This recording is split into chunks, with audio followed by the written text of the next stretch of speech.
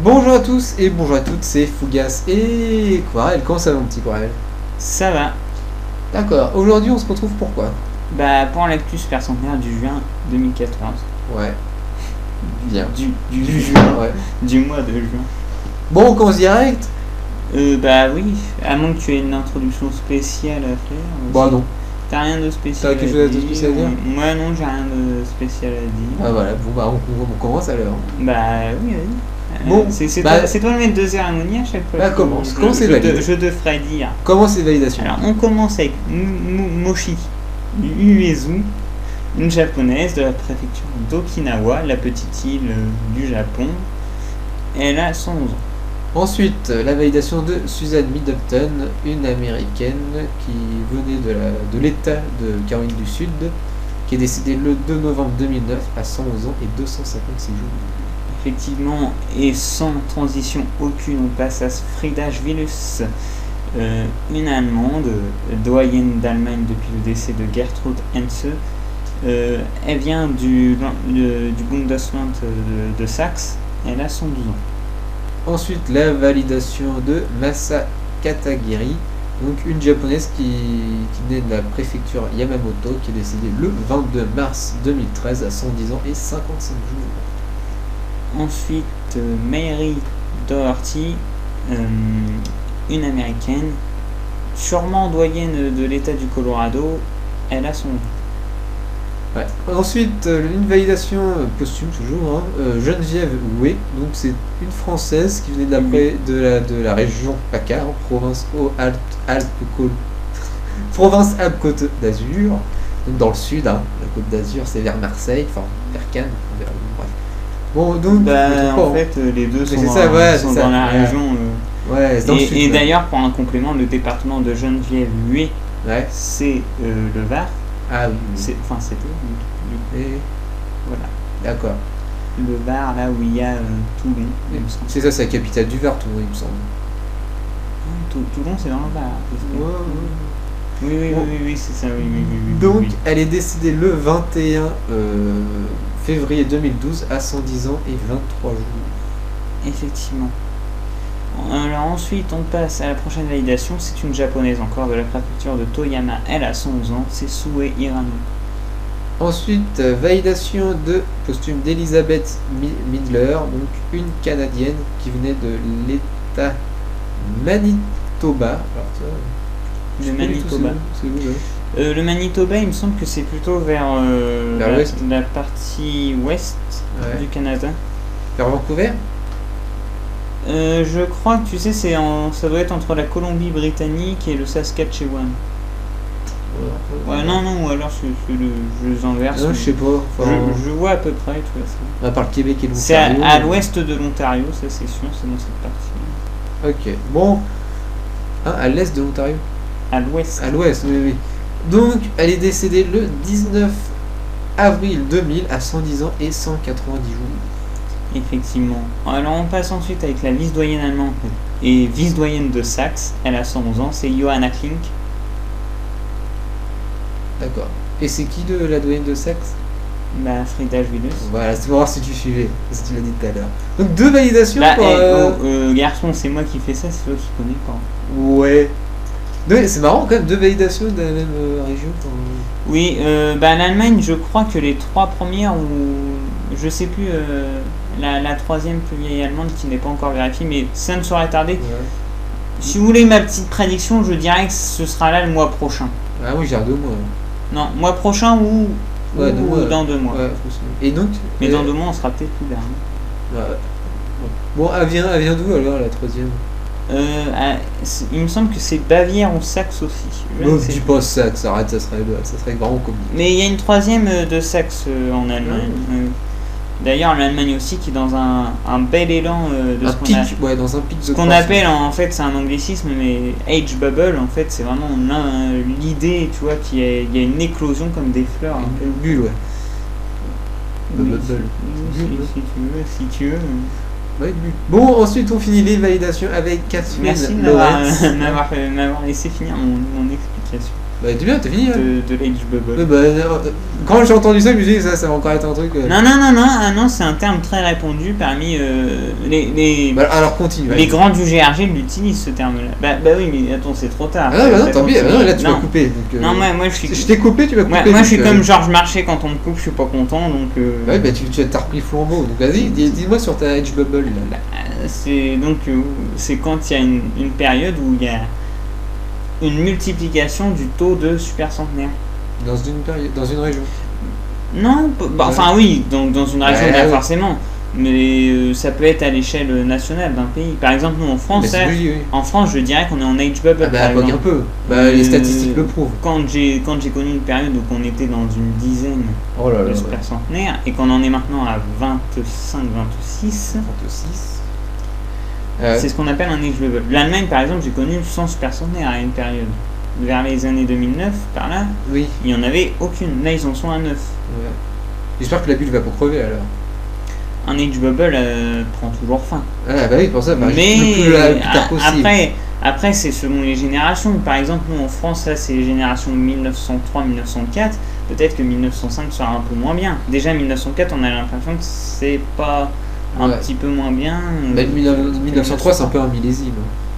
C'est un millésime. Mais 1904 ne se tire pas trop mal, hein, à notre grande surprise. Hein. Ouais. Bon alors, est-ce que je peux dire, t'as fini ou pas avec ton Edge Bubble? Bah oui. Non, mais c'était vite fait pour donner une impression Non, mais t'as interne raison. pour ceux que ça pourrait intéresser. Non mais c'est vrai. Un Edge Bubble. Edge Voilà. Bubble. Bon, je peux finir un peu les validations. Oui. Donc on finit avec la validation de Catherine Lawrence, donc qui venait d'Australie, de la région, non État, Oui. Victoria. Province, État, Province. région.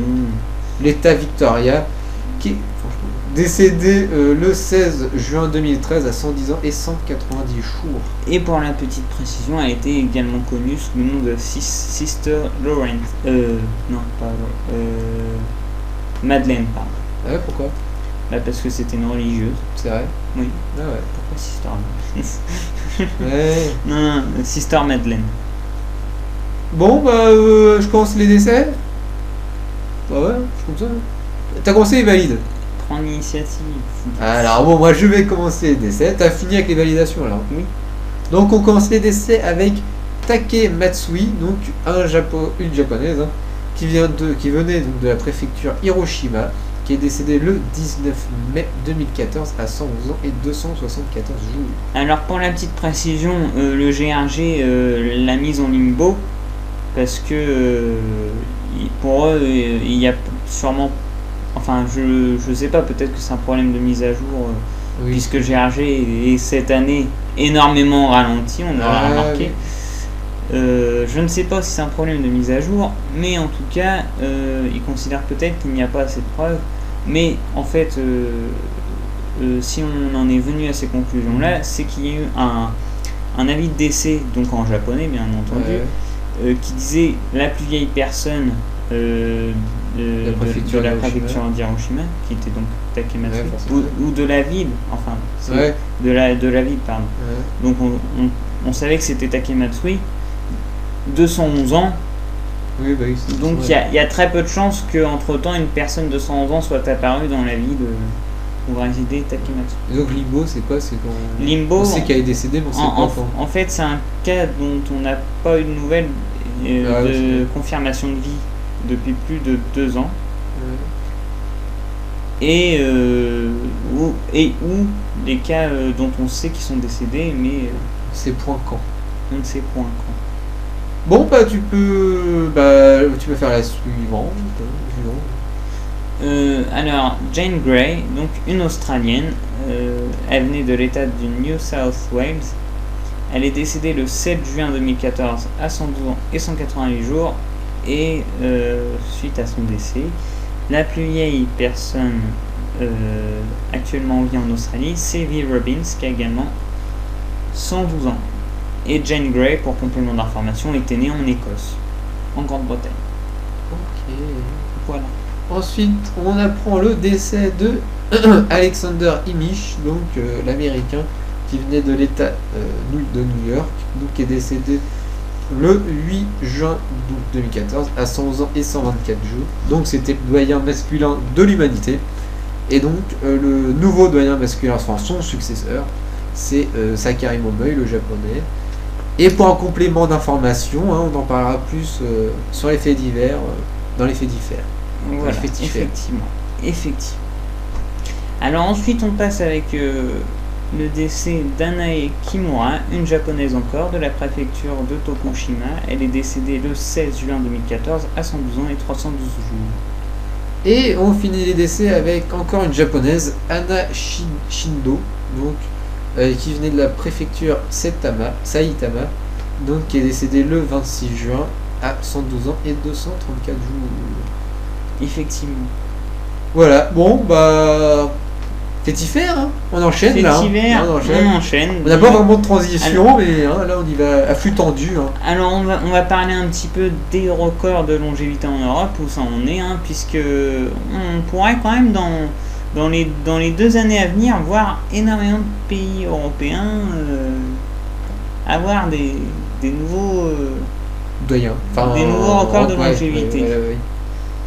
Ce qui ne sera pas le cas bien sûr en France, puisque avec Jeanne Calment à 122 ans et notre doyenne à 113 ans, on a au minimum 9 ans à attendre. Voilà, mais pourquoi pas, on peut y croire. Au minimum. Oui, bien sûr, de toute façon. Sauf si on a un cas... Il y a des gens, il y a des gens qui disent que les records sont faits pour être battus. Oui, mais sauf s'il y a un cas, il peut très bien y avoir une personne de 116 ans en France et qu'on ne connaît pas encore. 116 ans, j'irai pas jusqu'à... Oui, d'accord, mais à 116 ans, après, ce serait... on sait jamais. Ce serait remarquable. 114 ou 111, je sais pas.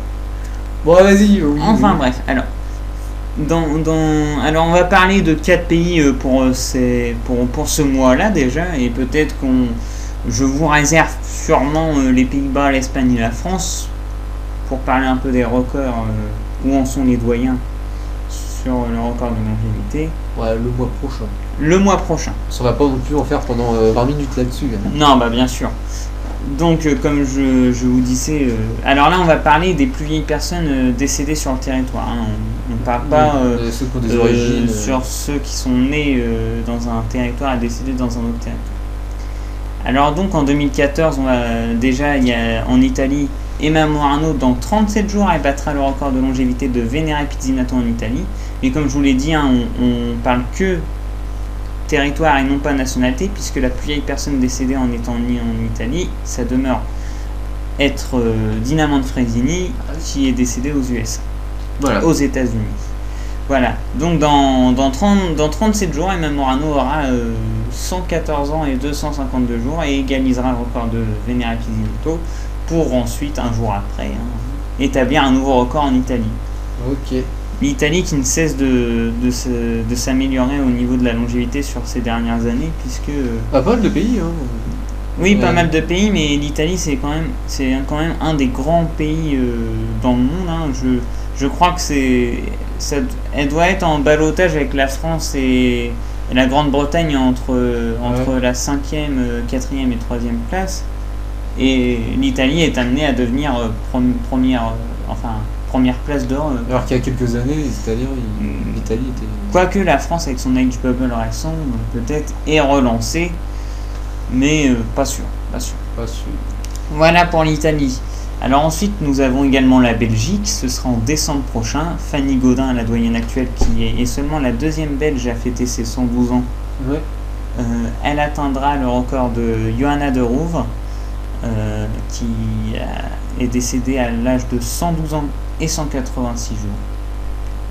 Donc voilà. Par contre, en Belgique, il n'y a pas de personnes nées en Belgique qui est décédée dans un pays étranger qui soit plus âgée que ces deux-là. C'est ce que j'allais dire. Eux aussi en Belgique, depuis quelques années, ils ont eu un age bubble entre 2009 et je te dis. Avec Yann Cousenaert. Yann Cousenaert, et puis Godin. Non, oui, pas Godin. Comment ça s'appelle Il y avait Germaine Deguerre et tout ça, mais il y a eu des années où ils ont eu jusqu'à 4 super centenaires validés dans la même année. Ouais. Alors voilà pour la Belgique. Ensuite, on va parler de l'Allemagne. Ce sera en mars 2015 que la doyenne dont on a parlé et qui a été validée ce mois-ci, Frida Jvilus, qu'elle détiendra le record. L'égalisation du record se fera 3 jours avant de fêter ses 113 ans, en arrachant le record des mains de Maria Lacca, qui est décédée à 112 ans et 362 jours. C'est quelle année ça? Maria Lacca, Ouais. C'était 2007. Ah, c'est ça, ouais, je connais. De 2007 ou 2008? Oui, 2007. Ouais, c'est quand même bizarre que depuis le temps, enfin, les Allemands, ouais, ils ont jamais eu beaucoup de super sonneurs. Ouais, là c'était 2002 Maria Lacca, il me semble. Ouais. Bon, ça date en fait. Oui, ça ça date. Ouais, c'est. Ouais, L'Allemagne, en fait, la dernière 112 ans qu'il y avait eu en Allemagne avant Gertrude Hense, qui a donc fêté ses 112 ans en 2013, c'était en 2007 ou 2008. Ouais, et donc Maria Lacca, comme je te dis, elle devait être en 2002. Elle. Et en Allemagne, par contre, c'est un des phénomènes assez intéressants à noter, c'est que les personnes de nationalité allemande qui sont décédées aux États-Unis, ont vécu bien plus vieux que Maria Lacca. On a Charlotte Benkner qui est décédée à 114 ans, on a Augusta Holtz qui est décédée à 115 ans. Les personnes qui ont quitté l'Allemagne ont eu une longévité. En même temps, la qualité de vie en Allemagne. Il est possible que l'Allemagne, qui est un pays où il y avait un fort taux d'industrialisation, peut-être qu'avec la pollution. Je suis pas sûr non plus que ça fait. Notre environnement, moi je pense que ça joue énormément sur la longévité. L'environnement est très très important. Non, mais c'est vrai.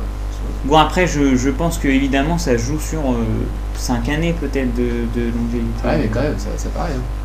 Peut-être, enfin, ouais, ça joue pas énorme, parce que quand on parle de super centenaire, on pense aussi aux gènes. Bon, par contre, Frida Jvilus est pour le moment 3e plus vieille longévité sur le territoire allemand. Elle pourrait surpasser l'âge de Gertrude Hense et ainsi devenir 2e longévité sur le territoire allemand dans 41 jours. Gertrude Hense, qui on le rappelle, est décédée il n'y a pas longtemps, à l'âge de 112 ans et 135 jours. Alors ensuite, on va passer à la doyenne britannique actuelle et vice-doyenne européenne derrière Emma Morano, c'est Ethel Lang. Elle a encore du chemin à faire avant d'arriver à hauteur du record britannique, qui est détenu par Charlotte Hugh, qui est décédée à 115 ans et 228 jours. Ça aussi, ça date. Oui, ça date de 92. Ah oui, d'accord. Non, 98 peut-être, je sais. Ouais, les années 90. Dans les années 90, sûr, mais après c'est un méli-mélo et moi je n'apprends pas. Oui, non, mais. Je n'apprends pas par cœur les dates, parce que. Ça, je ne donne pas l'âge exact, mais la décennie à peu près. Après, quand tu apprends les dates, tu réduis ces personnes à un chiffre en fait. Tu vois, tu penses plus à la performance qu'à la personne en elle-même, qu'est-ce qu'elle a fait dans sa vie, tout ça. Ouais. Moi, je préfère me remémorer des visages, des... Oui, mettre un nom sur un visage. Voilà, c'est ça. Et non pas un visage sur une date. Alors, là, on va quand même parler de notre petite Britannique, qui ne cesse de surprendre, puisqu'elle vient de fêter ses 114 ans en mai, et elle se situe déjà à la 7e place de longévité en Grande-Bretagne. Dans 2 jours, elle surpassera Flory Baldwin, donc à 114 ans et 38 jours. Et donc voilà pour ce mois-ci, pour parler un peu de la situation des doyennes de chaque pays en Europe. Et donc le mois prochain, on reviendra pour quelques... Donc le mois prochain, comme c'est déjà passé, hein. je pense qu'on fera les Pays-Bas, l'Espagne et la France, si tout se passe bien. Ok. Bon, le dernier fait divers, donc c'est, comme dit tout à l'heure, c'est sur le docteur Alexander Imich, donc doyen masculin de l'humanité. Mais on va revenir à son histoire, parce qu'il a une histoire un peu extraordinaire, j'ai envie de dire. Oui, il a une vie bien remplie. Bien remplie, effectivement. Tout d'abord, il est né en Pologne, il était de confession juive, et lorsque la Seconde Guerre mondiale a éclaté, il a dû fuir. Oui, les nazis. Oui, fuir de la Pologne, car forcément il y avait les nazis qui faisaient rage là-bas. Bah, Donc- c'était l'invasion nazie. Ouais, il est arrivé en Amérique en 1951. Et donc Effectivement. là-bas, il a mené des études sur la parapsychologie, ce qui l'a rendu célèbre. Hein, enfin, Oui. parce que Il a également été chimiste, mais à ses heures perdues. je en fait, crois. la parapsychologie, en gros, j'ai essayé de regarder un peu, j'ai pas tout compris, mais ce serait considéré un peu comme une science occulte, et ce serait l'étude en fait du lien entre la psychologie et notre environnement, son interaction dans l'environnement. Et en gros, tu vois, en fait, ils appellent un truc de la psychologie le psy, en fait. Si tu vois, ça doit être un peu l'esprit. Ouais, tout ça. ouais. Et voilà, en fait, c'est l'étude du psy, en fait. C'est bizarre. C'est une branche à la fois de la psychanalyse, mais non reconnue par Freud, il me semble. Assez en fait. obscur. quand même. Freud n'y était pas du tout intéressé, il me semble. Enfin, en même temps, à part le cul, qu'est-ce qu'il était intéressé, Freud? Non, mais c'est vrai, il faut dire ce qui est. Pour une fois qu'il y a un truc intéressant dans la psychanalyse, et là, l'autre, il a pas vu. Mais bon, je raconte peut-être des bêtises, mais il me semble que j'ai lu qu'il n'était pas intéressé à ça du tout. Ouais, je peux pas te dire. Moi, Et les scientifiques ne reconnaissent pas cette science, certains l'appellent pseudo-science. Donc voilà, pour la parapsychologie. Mais c'est très intéressant, d'ailleurs, ça m'a donné envie de lire des livres dessus. c'est bien, Sur la raconter- parapsychologie. c'est bien de raconter ta vie. Bah, non, mais moi C'est bien. ça prouve que à 100 ans, on peut encore être intéressant et donner de l'intérêt aux gens. Moi, je trouve ça très important. Oui, effectivement. Bah, toi, t'as pas compris. Voilà, donc forcément, comme dit tout à l'heure, il a été doyen de l'humanité, masculin de l'humanité, et il attribuait sa longévité parce que à peu près tous les supersonnaires attribuent un peu leur longévité. Hein. Certains sont des cas religieux.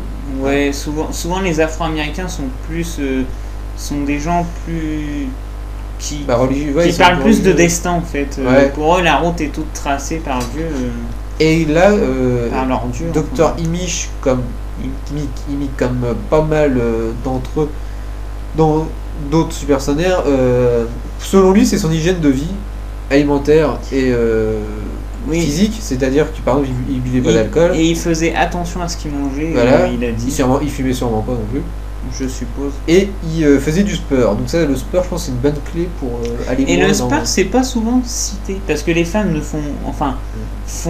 à l'époque, devaient faire moins de sport. Parce qu'aujourd'hui, ce serait faux de dire que les femmes ne font pas de sport. Puisque, je me rappelle, moi, j'ai fait du jogging pendant 2 mois. Je voyais beaucoup de femmes. Donc, peut-être que les femmes vivront encore plus vieux si le sport. Mais c'est vrai que Jeanne Calment faisait beaucoup de vélo, je crois. Jeanne Calment faisait de la bicyclette. Enfin, du vélo, c'est pareil. Alors on peut aussi noter que Dr Imich est également un vétéran de la guerre qui était entre les forces soviétiques et la Pologne en 1918, donc qui a mené l'indépendance de la Pologne en 1919. Je sais pas si tu peux Avec faire le un- traité de Versailles. Ouais. Ou, je pense. Enfin, le traité de Versailles devait leur dire qu'ils étaient. Ouais. Non, c'est en 1919, il me semble. Le traité Ouais, de peut-être. Il y a Versailles. tellement de traités que je sais plus. Ah bah oui, il y a eu le traité de Saint-Germain-en-Laye aussi. Et donc, et d'ailleurs, il a fait, vu qu'il était un peu Scientifique. scientifique, Non, oui, moi je le considère comme un oui, scientifique. et donc il a fait don de son corps à à qui Au Mount Sinai Medical Center, À Manhattan, c'est ça, hein. Manhattan. Voilà. Bah, il vivait d'ailleurs à Manhattan. Dans New York. Il me semble qu'il vivait à Manhattan. Ah ouais. As-tu un autre élément à rajouter sur ce docteur ou... Bah, on peut dire que le docteur Imich était. Bah non, on a déjà dit qu'il était né en Pologne, donc. Oui. Oui, Et puis non, on peut dire je, que je comme- pense qu'on a plus rien à Et, dire. voilà. Et puis on peut dire que le nouveau doyen masculin d'humanité, c'est Sakari Monoï, on l'a déjà dit tout à l'heure. Voilà. Bon, on s'arrête là, on se dit à la Et que prochaine. Sakari Monoï est un japonais. Oui. Qui vient de la préfecture de... Saitama. Ouais. Je veux pas dire de bêtises. Tu veux pas te dire de bêtises, mais tu le dis quand même. Il me hein. semble qu'il est doyen de. Ah bon? Ouais, je sais plus. Ah bon, bah va vérifier. Je rigole. Bon, Bon, rien à dire. on se laisse là. on se dit à la prochaine, au mois prochain, et salut. Ouais, salut.